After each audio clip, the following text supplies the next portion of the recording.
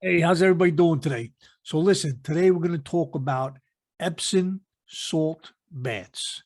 Okay, so if you have feet problems, toe problems, some kind of problems like that, we're going to talk about what this Epsom salt can do for you, frequently asked questions, and the goods and bads about it. Right. So if you want to hear about it, hang in there because here we go right now.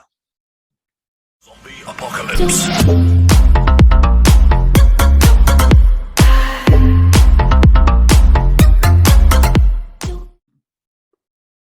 Hey, how you doing? Good to see you again, and welcome back to the show. Thanks for stopping by. And as always, hope to find everybody safe, healthy, and in good spirits. And remember, if you're new here, definitely hit that subscribe button, hit that bell icon. This way, you know the next time I come out with a video.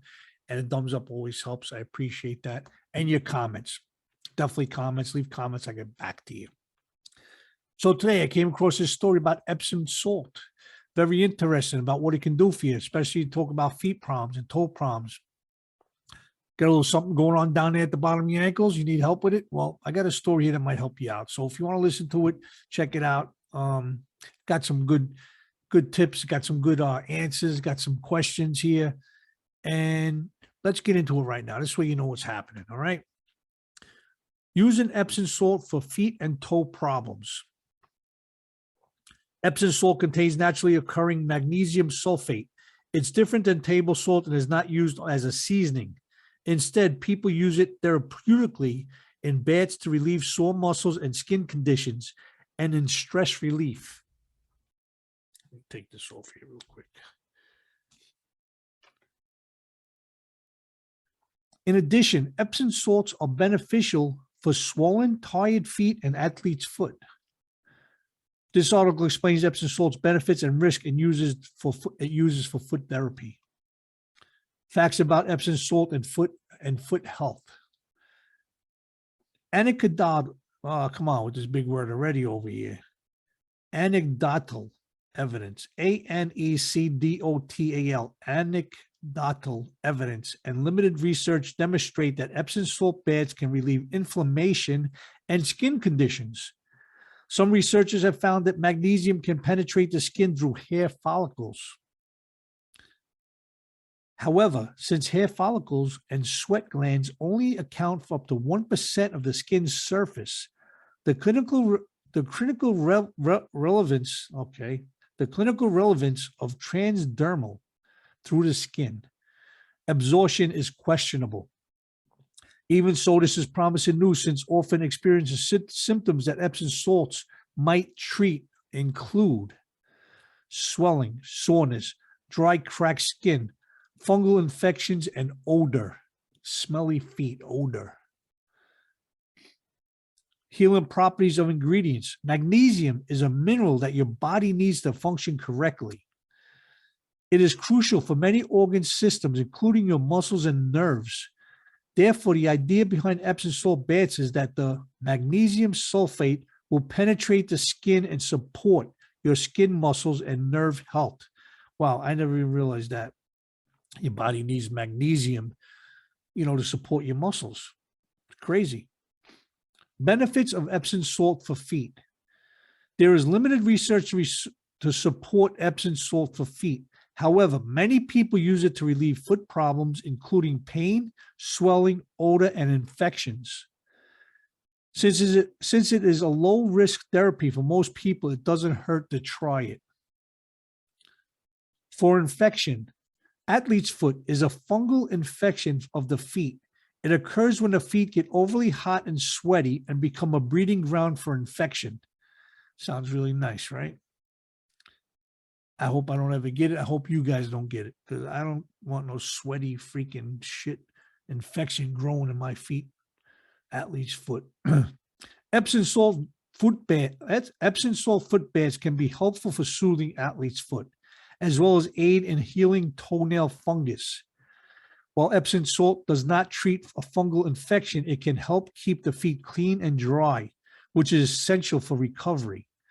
As such, it is a good preventive therapy as well. Epsom salts are not a replacement for antifungal treatments.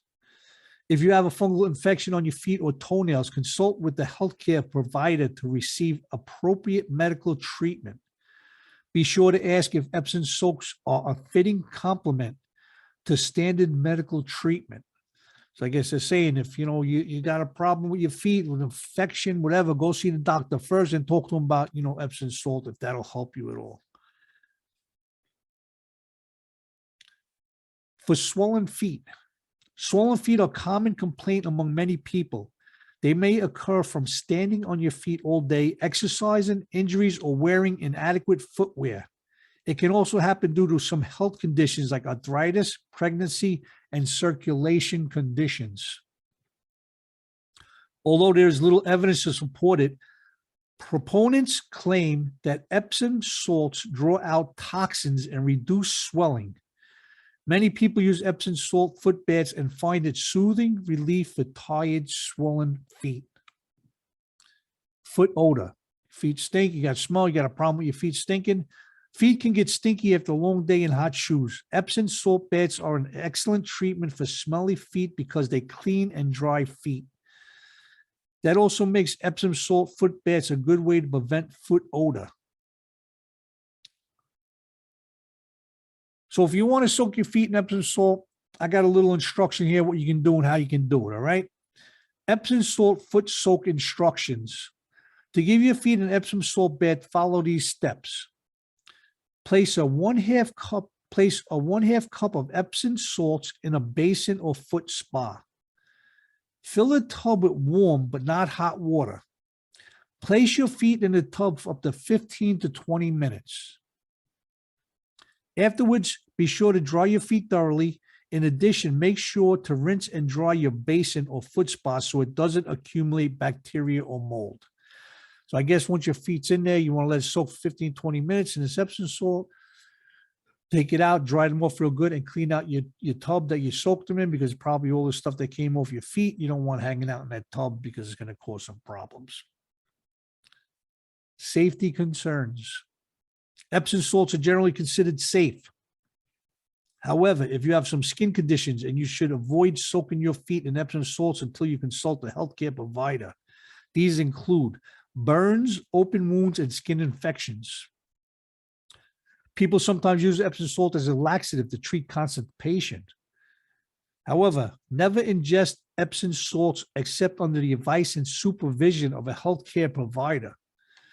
Be especially careful taking Epsom salts internally if you have kidney disease, are experiencing nausea or vomiting, or on a magnesium restricted diet. So in other words, don't drink it. Don't put it in your mouth. Don't do Epsom salt. Don't even take a chance. The doctor tells you to do it, I would still think about it. You know what I'm saying? Epsom salt alternatives.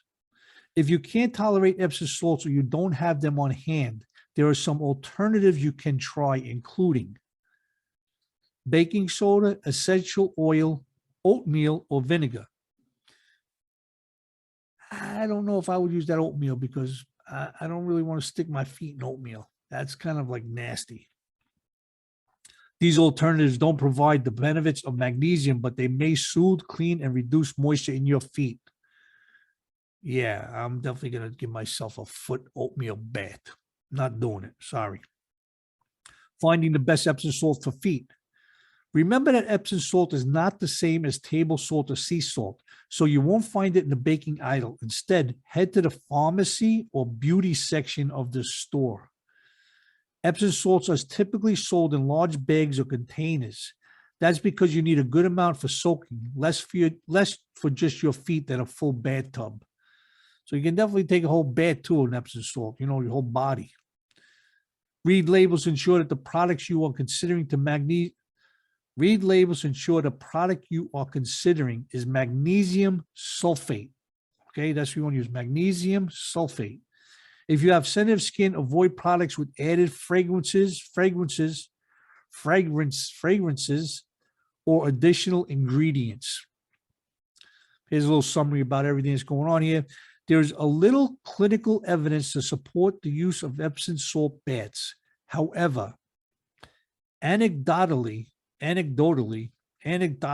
whatever, many people find relief from sore, swollen, and smelly feet with Epsom salt foot baths. As long as you don't have broken skin, burns, or skin infections, you can use Epsom salts in a foot bath with warm water and soak your feet for 15 to 20 minutes. So they were going to tell you if you're going to do it, you're going to soak your feet 15 to 20 minutes. That's the limit. Get out of there. You don't want no more problems. So let's just end this kind of on a little bit of kind of like frequently asked questions. How many times a week should you do an Epsom foot soak? You can soak your feet in an Epsom salt bath as needed, or for chronic foot conditions or as a preventive measure, soak your feet up to a few times a week. So it's saying a few times a week you can do it, no problem. How much is too much Epsom salt? More than the directed amount is too much. Read the product label carefully and follow the directions. Talking to a healthcare provider or pharmacist for guidance can ensure that you use the proper amount. So definitely talk to somebody before you decide to make your own concoction up. You know what I'm saying? Can you add apple cider or white vinegar?